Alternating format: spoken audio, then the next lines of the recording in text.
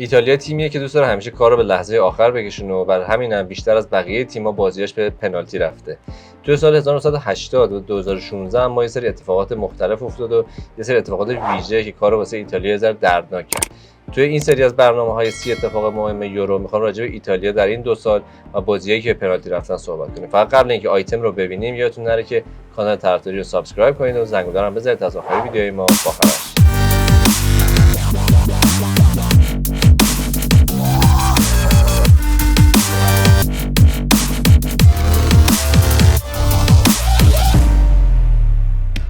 فرض کنید 120 دقیقه توی یه مسابقه پرفشار و پر استرس بازی کردید و حالا وقت زدن پنالتی ها رسیده.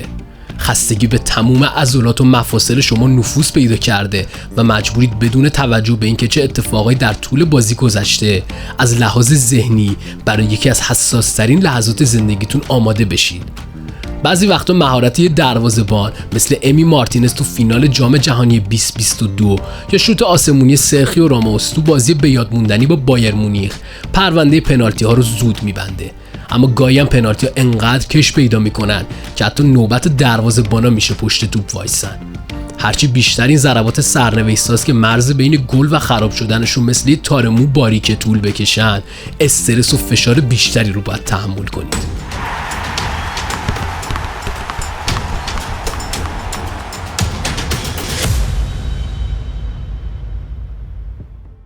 وقتی حرف از ضربات پنالتی آخر بازی میشه ذهن ما میره سمت 4 5 6 یا نهایت 7 تا پنالتی. اما امروز میخوام راجع به یه سری پنالتی‌ها صحبت کنیم که خیلی بیشتر از این حرفا.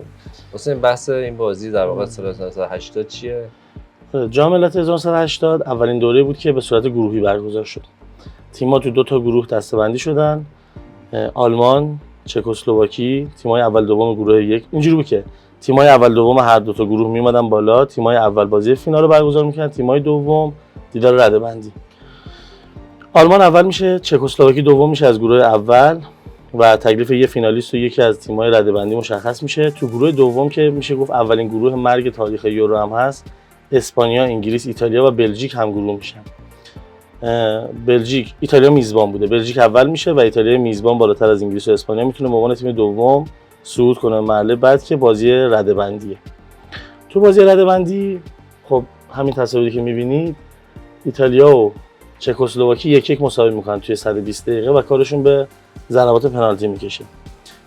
خیلی شما فکر کن دروازه خالیه و گلری وجود نداره. یعنی یک دونه پنالتی رو این دروازه‌بانا نگرفتن و هر 2 تا تیم به کارشون به پنالتی نهم رسید.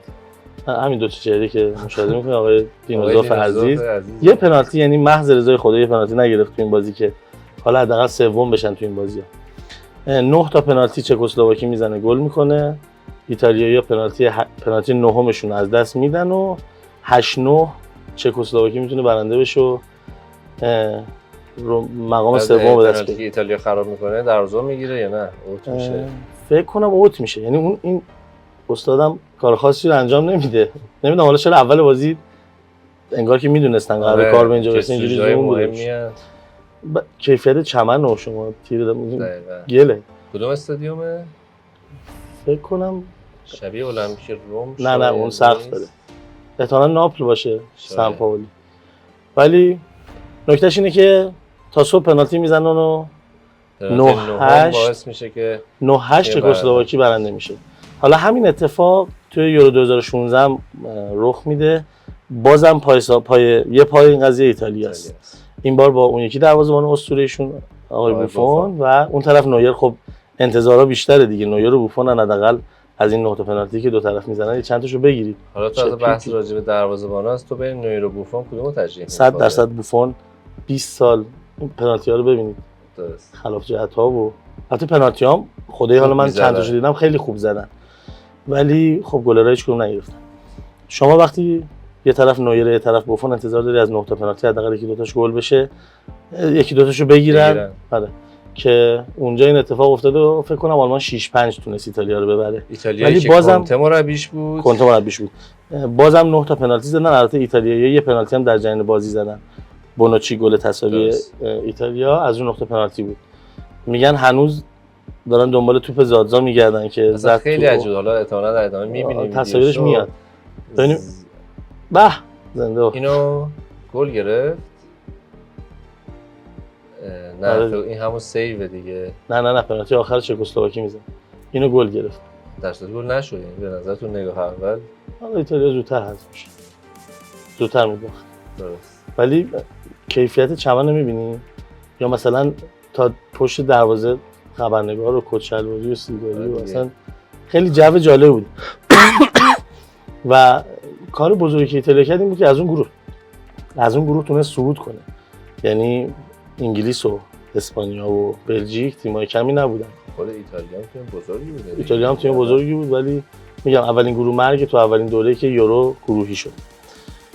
توی 2016 برای ایتالیا گرادزیانو پله، بونوچی و زادزا پنالتیشون خراب کردن. پنالتی آخرم استاد دارمیان از دست داد. بونوچی که در جریان بونوچی در جریان بازی گل کرد. پنالتی آخر بازی اینجا آقای خوش میگذشت مربی ایتالیاست. بله. فکر کنم انزو بیرزوت باشه عصبانی هم اگه بوده دیگه. درست خاطرم باشه. یکی از دوستانمون هم افتاده نمایه. من چه